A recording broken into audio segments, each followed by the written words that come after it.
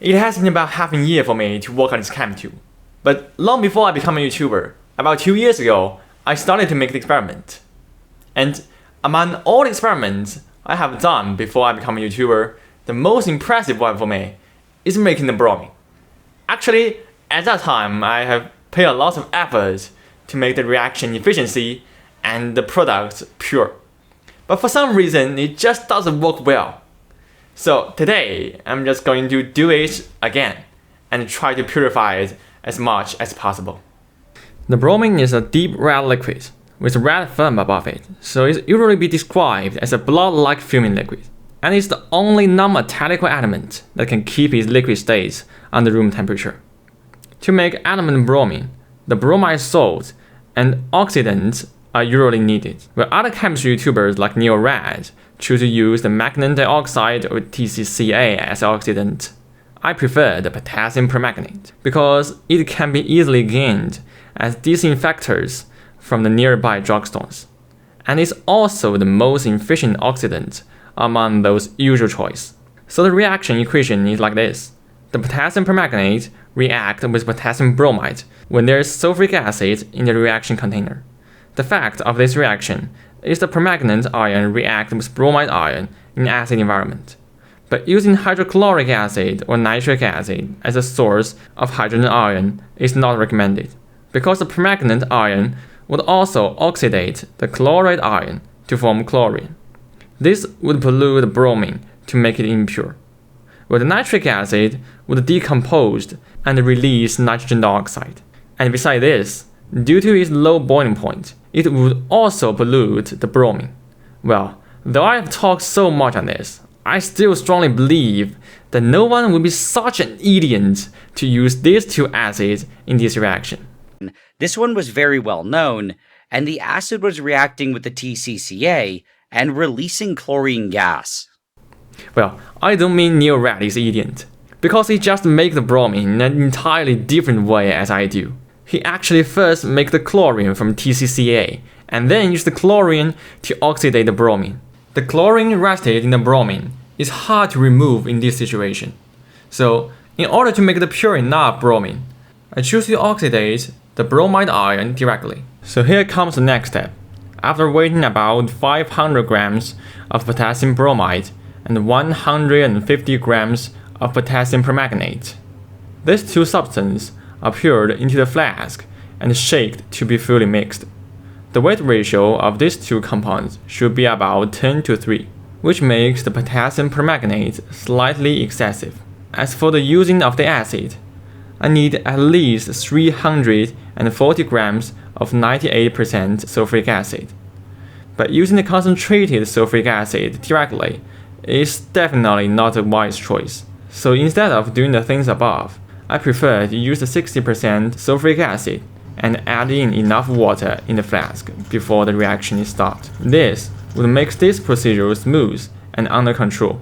To seal the joint and lubricate the glass stopcock, using concentrated sulfuric acid and the fluorine grease are a good choice.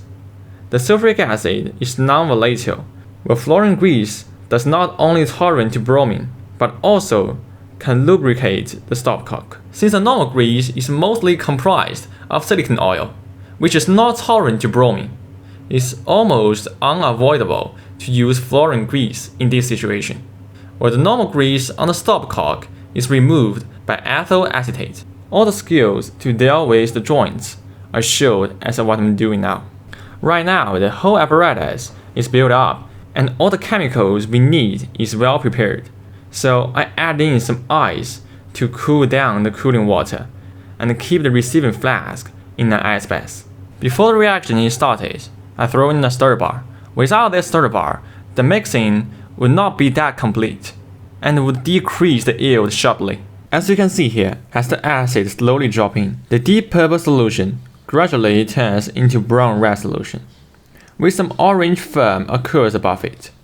A few minutes later, the red-orange bromine vapor rises up to the three-way adapter and be cooled down back to liquid state. When all the acid is added completely, I turn on the electric heater to force all the bromine in the big flask to vaporize and get into the receiving flask. So finally, I got this product.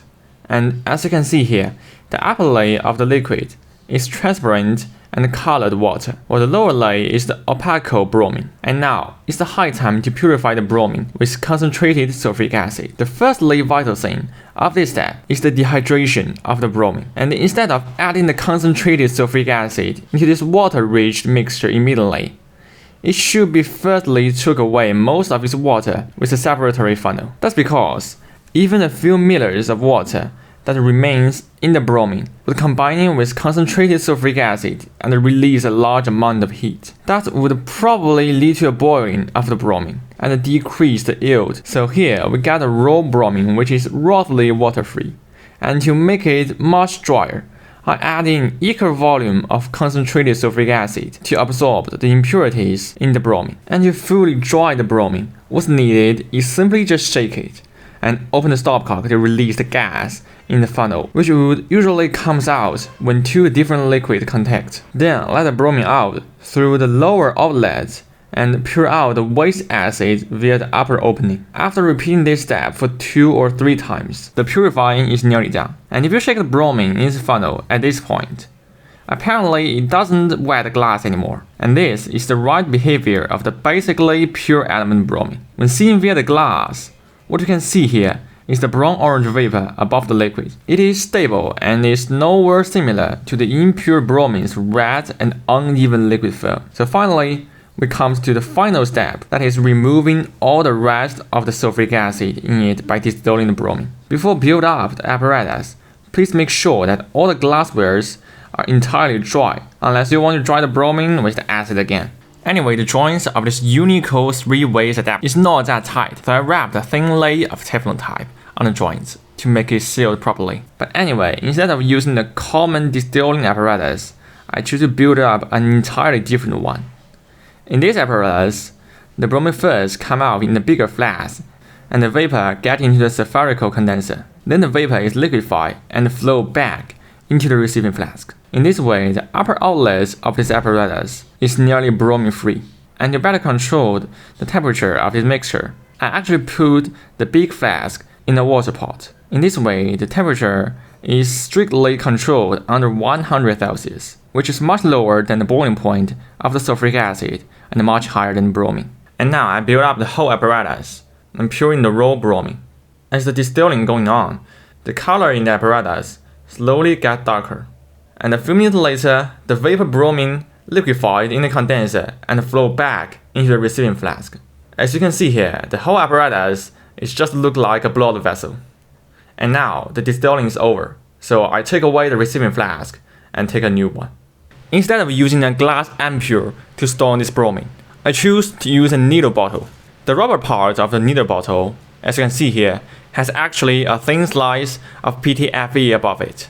So it is extremely tolerant to the element bromine. And here comes one of my favorite experiments, that is the bromine aluminum reaction. Once I press some aluminum into the bromine,